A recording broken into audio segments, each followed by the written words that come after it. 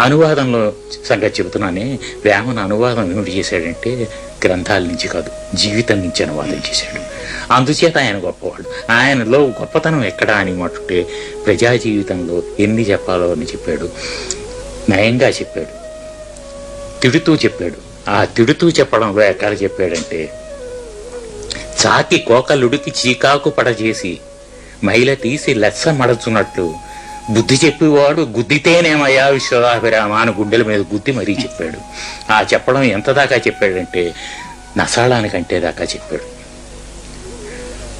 కనక మృగము భువిని కద్దు లేతనకను రమణి చెప్పే చనియ తరుణి చెప్ప చనియ దాశరథియు బుద్ధి లేనివాడు దేవుడెట్లా ఎరా విశ్వదాభిరామను రవేమ. ఇలా గుద్దడం ఉంది,